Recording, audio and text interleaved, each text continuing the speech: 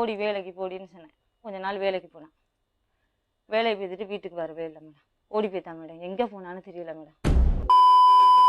ஒரு கேம் மாதிரி விளையாண்டு நான் போய் லாக் ஆனது தான். என்ன கேம் இருக்காரு உங்க அம்மா சொன்னாங்க 3வது புருஷன் இதுன்னு. மாயர்மா அதுக்கு முன்னாடி யாருமா? சந்தானத்துக்கு முன்னாடி யாரு? சதீஷ்.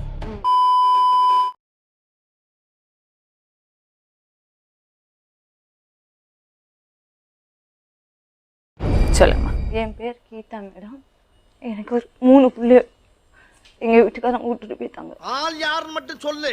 அவனை நசுக்கு நசுக்கு நசுக்கி தூக்கி எறிஞ்சிடுறேன். சரி இப்ப என்ன? இப்ப ஏன் வந்து எங்க வீட்டுக்காரங்க 3 பிள்ளைகளையும் கூட்டிட்டு போனாங்களா மேடம். கூட்டிட்டு போய் ஒரு 2 மாசம் என் பொண்ணு 3 பிள்ளைகளையும் தான் கூட்டிட்டு போனாரு. இது பாப்பா என்ன பண்ணான்னு தெரியல. பெரிய பாப்பா ஜெயஸ்ரீ திடீர்னு ஒரு நைட்டு 8-9 மணிக்கு அம்மா என்னை காப்பாத்துமா, நான் உன்கிட்ட திருப்பி வந்துடுறேன்னு சொன்னா மேடம். சரி வா, நம்மளுக்கு ஒரு துணை கிடைக்குதுன்ட்டு வாண்டேன் சொன்னேன். கொஞ்ச நாள் வேலைக்கு போனேன். வேலையை போய்த்துட்டு வீட்டுக்கு வரவே இல்லை மேடம். ஓடி போய்த்தான் மேடம். எங்கே போனான்னு தெரியல மேடம். எவ்வளோ இது நியாயமா? நீ பாட்டுக்கு புரோக்கர் கூட ஓடி போயிட்டியே, நீ பேதியில தான் போவ. ஒரு பையனை கூட்டிட்டு வரேன். யாருன்னு கேட்டா நான் கல்யாணம் பண்ணிக்கிட்டேன். இவனுக்கு கல்யாணம்லாம் ஒரு கேடு. அதுக்கப்புறம் என்னாச்சு? சரின்ட்டு வீட்டுக்கு கூட்டிட்டு வந்தேன். சரி நம்மளுக்கும் துணைக்கு யாரும் இல்லை சொல்லிட்டு சரி கூட்டிட்டு வா. ஏதோ நடந்து போச்சு. அந்த ஓனர் வந்து பாத்தியார். அவர் வந்து இதெல்லாம் சுத்தப்பட்டு வராது, நீங்க வீட்டை காலி பண்ணுங்கம்மா, நாளைக்கு வீட்டை காலி பண்ணுங்க இருக்க வேணான்ட்டாங்க. அவன் என்ன பண்ணா, வீடு காலி பண்ண காசு கேட்போன்ட்டு ஒரு கோன் அடை வச்சுட்டு உங்களுக்கு 100 ரூபா காசை கொடுத்துட்டு ரோட்ல விட்டு போயிட்டான். நீ மனுஷனே இல்ல தெரியுமா? விட்டுட்டு போனதுதான். எப்படி பெத்த பிள்ளைய தரத்த முடியுமா வாடின்னு சொல்லிட்டு அங்க போயிருந்தோம் மேடம். அங்க இருந்து கொஞ்ச நாள் என்ன பண்ணா, நான் திருப்பூருக்கு வேலைக்கு போறேன்ட்டு போய்த்தான் மேடம். ஐயோ மீண்டும் மீண்டுமா? பேத்துட்டு ஒரு 2 மாசம் 3 மாசம் இருக்கு. திருப்பி ஃபோன் பண்றேன். மறுபடியும் முதல்ல இருந்தா, அம்மா நான் ஜெயா பேசுறேன், எங்க இருக்கா? நான் எங்கேயும் இல்லை, எங்க தாண்டிக்கேன், என்ன தாண்டி பண்ற, எங்க தாண்டி இருக்காங்க? நான் கல்யாணம் பண்ணிக்கிட்டேன். அவன் இன்னும் திருந்தலமாமா. டெய்லி ஒரு முகூர்த்தம் அலையறான். செல்லாங்களாமா வந்து நிக்கிறாங்க வாசல்ல. வந்து நின்று அந்த கோவிவன் போட்டு இது 2ஐயும் தெரிஞ்சு வந்துட்டான் வீட்டுக்கு. எங்கடா இந்த ஏரியால தான் இங்க இருக்கா. அவன் மட்டும் என் கல்ல மாட்டல, வெட்டாம விட மாட்டேன். வந்துட்டு இந்த பையனை போட்டு அடிக்கிறான். ஊழ போட்டு அடிக்கிறது, கத்தி எடுத்துட்டு தெருவா ஒரு வாரமா அப்படியே நடக்குது கூத்து. வெட்டாம விட மாட்டேன். புரட்சி தலைவன் வந்துட்டாயா, புரட்சி தலைவன் வந்துட்டாயா. பேர் என்னம்மா? ஜெயஸ்ரீ. என்னம்மா பிரச்சனை? சொன்னா தீத்துற போறியா? 2 பேருக்கும் ஒத்து போகல மேம். எவ்வளவு நாள் ஒண்ணா வாழ்ந்தீங்க? 1 இயர் வாழ்ந்தோம் மேம். 1 இயருக்கு அப்புறம் ஒரு சைக்கோன்ற மாதிரி நான் புரிஞ்சுக்கிட்டேன். என்ன சைக்கோன்னா? சும்மா நீ சைக்கோன்னு புரிஞ்சுப்பியா? இப்படி மொட்டையா சொன்னா எப்படி? காரணத்தை சொல்லு மேம். அவர் தண்ணி அடிப்பாரு, தம் அடிப்பாரு, கஞ்சா அடிப்பாரு, பொண்ணுங்க கிட்ட நிறைய பழக்கம் வச்சிருக்காரு. அட பேதியில போவான். இல்ல நீ அதான் இப்படி இருக்கே. நீ இவர் எப்படி பழக்கம் உனக்கு? கம்பெனில. எவ்வளவு நாள் பழக்கம்? ஜஸ்ட் 5 டேஸ் தான் மேம். என்னடா சொல்ற? ஒரு கேம் மாதிரி விளையாண்டு நான் போய் லாக் ஆனது தான். என்ன கேம்? இது என்ன கேம்? ஃப்ரெண்ட்ஸ் எல்லாம் பெட் கட்டணும்.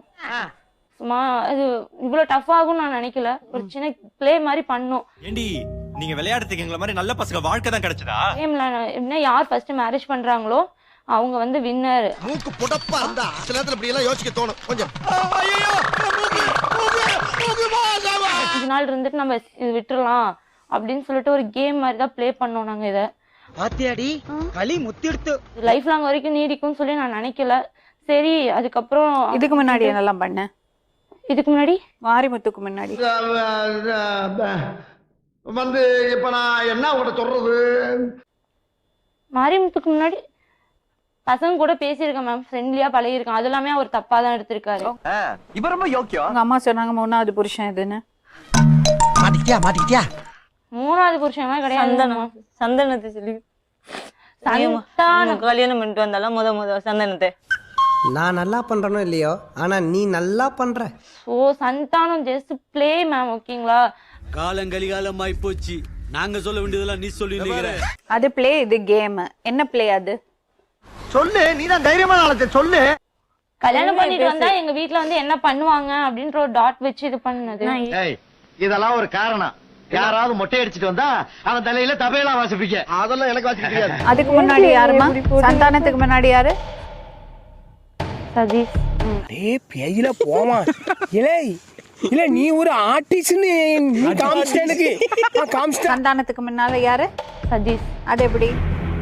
எப்படி ஜஸ்ட் பார்த்தேன், என்ன மேரேஜ் பண்ணிக்க நான் வேலைக்கு முதல்ல டார்ச்சர் பண்ணாங்க. ஏப்பா அப்படியெல்லாம் ஒண்ணும் இல்லையே. அப்படியே சரி வா பண்ணிக்கலாம் அப்படின்னு நான் கூட்டு போனேன். இது ஓன் போர்டுல டீ போடுனே ஆல் இந்தியா பர்மிட்னே. சும்மா அது வந்து எங்க வீட்ல கேஸ்ட் பாப்பாங்க, எப்படியும் எங்க வீட்ல லவ் மேரேஜ் ஒத்துக்க மாட்டாங்க எங்க அம்மா அப்படின்னு சொல்லிட்டு நான் எல்லாமே சொன்னேன். நீ உருட்டுமா, உன் நல்ல மனசுக்கு நீ தான் ஜெயிப்ப. லவ் மேரேஜ் ஒதுக்க மாட்டாங்கன்னு சொல்லியே நம்ம உன்னை கல்யாணம் பண்ணிட்டேன். சிறப்பான ஆள் நீ. ம், சிரிக்கிறானி வெக்கமா இல்ல? இவர் கூட நான் நல்லா தான் இது பண்ணிட்டு அனுசரிச்சு தான் போயிட்டு இருந்தேன். ஆனா இவர் தான் என்ன ரொம்ப டார்ச்சர் பண்ணி. நீ படிக்கவே இல்லையா?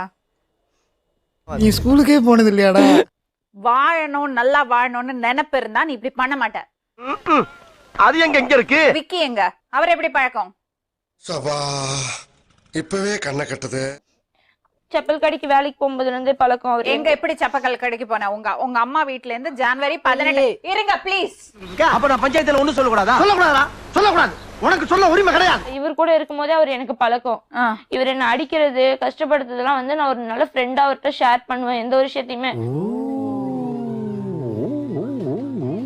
ஃபர்ஸ்ட் சதீஷ், அப்புறம் சந்தானம், அப்புறம் மாரிமுத்து, இப்ப விக்கி.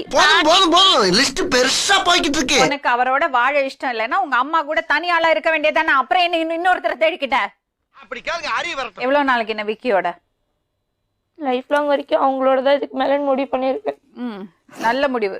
அடி சண்டால சிரிக்கி, இப்படி எடக்கு முடக்கா கல்யாணம் பண்ணிருக்கியே, குழந்தை பிறந்து யார அப்பான்னு கேட்டா 3 பேர்ல யார கைய காட்டுவேன்? எத்தனை வாட்டி கல்யாணம் பண்ணுவேன்?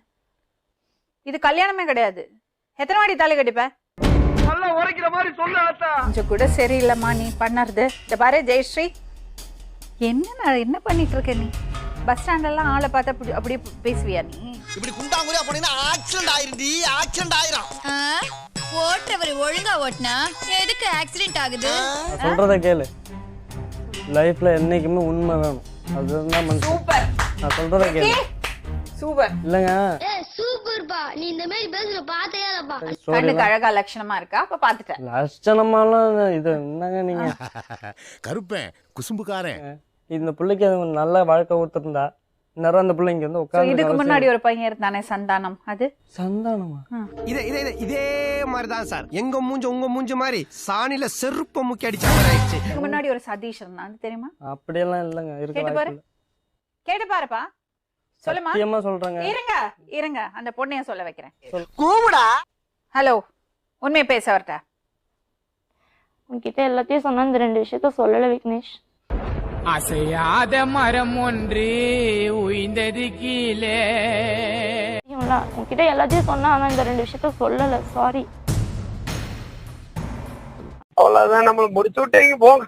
ஆனா இன்ன வரைக்கும் எதையும் மறைச்சது இல்ல. இந்த ஒரு ஆமா, 2 புருஷன் இதுக்கு முன்னாடி இருந்ததை மட்டும் சொல்லிட்டா. மத்தது எதுவுமே மறைக்கல. சிம்ரன்ஸ், என்னடா இது? என்னம்மா இது? நீ அந்த பொண்ணோட வாழ முடியாது தம்பி. இப்போ அந்த பொண்ணோட வாழணும்னா சட்டப்படி அந்த பையன்ட்ட விவாகரத்து வாங்கணும். வாய்ப்பில்ல ராஜா, வாய்ப்பு. சட்டப்படி விவாகரத்து வாங்கி விவாகரத்து பண்ணிட்டு அப்புறம் விக்னேஷோட வாழட்டும். No problem. மீண்டும் இன்னொரு உண்மை சம்பவத்துடன் உங்களை சந்திக்கும் வரை நன்றி, வணக்கம்.